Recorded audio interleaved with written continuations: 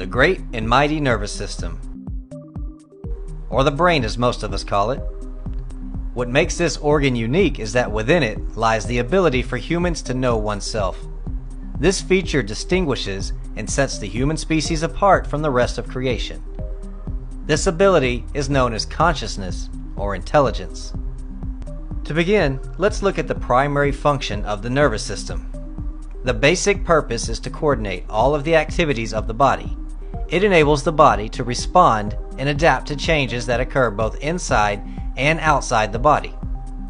Now, the nervous system is actually split into two parts: the central nervous system and the peripheral nervous system. We'll explore the peripheral later, but first let's look at the central nervous system. The central nervous system is made up of two major structures: the brain and the spinal cord. As most people know, the brain is found within the cranium or skull, and there are 6 main sections among other structures within it. These 6 sections are the cerebrum, cerebellum, diencephalon, the midbrain, pons, and the medulla oblongata. The first section is the cerebrum. This is the largest section. It's divided into 2 major hemispheres, which are the right and left hemisphere. And the cerebrum is further divided into 4 lobes. These 4 lobes are the frontal, the parietal, the temporal, and the occipital. The frontal lobe is primarily responsible for reasoning and thought. The parietal is primarily responsible for integrating sensory information. The temporal is primarily responsible for processing auditory information from the ears. And the occipital is primarily responsible for processing visual information from the eyes. The second section of the brain is the cerebellum. This is the section located in the back of the head, below the cerebrum, and above the first cervical of the neck. It is responsible for muscle coordination, balance, posture, and muscle tone. The diencephalon section is found between the cerebrum and the midbrain. It contains 2 structures: the thalamus and the hypothalamus. The thalamus behaves much like a relay station and directs sensory impulses to the cerebrum. And the hypothalamus controls and regulates autonomic nervous system functions such as temperature, appetite, water balance, sleep, and blood vessel constriction and dilation. The hypothalamus also plays a role in the emotions such as anger, fear, pleasure, pain, and affection.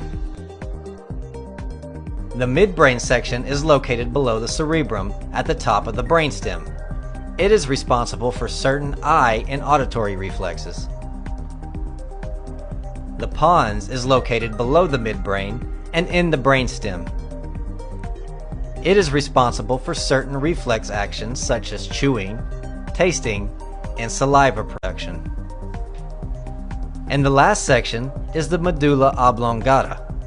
It's the lowest part of the brainstem, and it connects with the spinal cord and is responsible for regulating heart and blood vessel function, digestion, respiration, swallowing, coughing, sneezing, and blood pressure.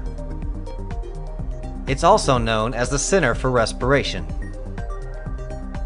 Now that we've covered the brain, let's take a look at the other half of the central nervous system, the spinal cord. The spinal cord is the link between the brain and the nerves and the rest of the body.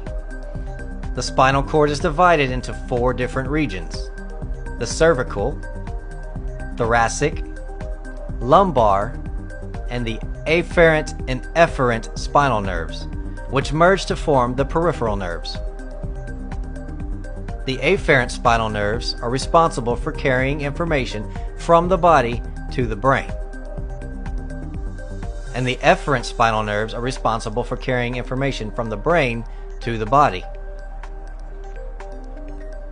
Now, within this elaborate system of nerves, neurons, and dendrites, there is a system that regulates the functions of the central nervous system, which lie outside its major components such as the brain and the spinal cord.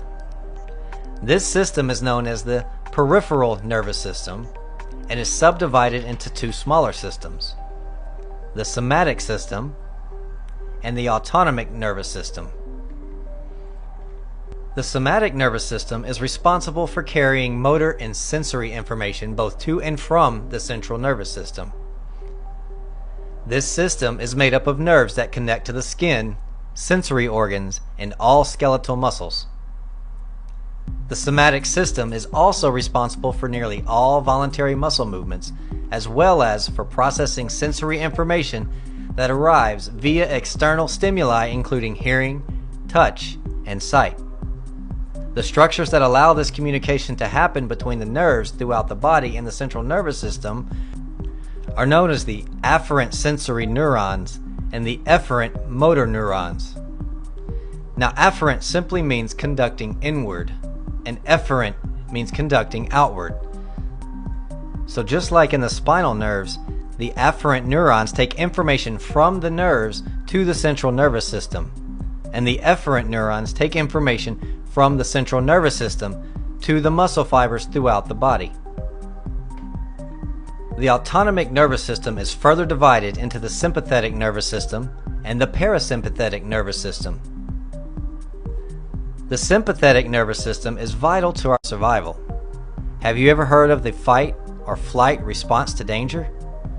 The sympathetic nervous system revs up the body when confronted with imminent danger to either defend yourself or to escape the threat. The parasympathetic nervous system is the counterbalance to the sympathetic response to danger, whether real or imagined. Once the threat is gone, the parasympathetic brings all the systems of the body back to normal. Now at this point, you should have a basic understanding of the nervous system, but let's do a quick recap. The basic purpose of the nervous system is to coordinate all the activities of the body. It enables the body to respond and adapt to changes that occur both inside and outside the body. The two major parts to the nervous system are the central nervous system and the peripheral nervous system. The central nervous system is also divided into two major structures, the brain and the spinal cord.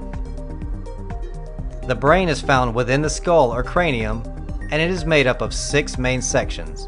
These 6 sections are the cerebrum, cerebellum, diencephalon, the midbrain, pons, and the medulla oblongata. The other half of the central nervous system is the spinal cord, and the spinal cord is the link between the brain and the nerves and the rest of your body. The spinal cord is divided into 4 different regions: the cervical, thoracic, lumbar, and afferent and efferent spinal nerves, which merge to form the peripheral nerves. Now that we know the brain and spinal cord primarily make up the central nervous system, let's look at the peripheral nervous system. The peripheral nervous system is essentially the nervous system outside of the brain and spinal cord. The peripheral nervous system is then subdivided into 2 smaller systems called the somatic nervous system and the autonomic nervous system. So, as you can see, the nervous system is quite complex, and this is just the tip of the iceberg. Thanks for watching.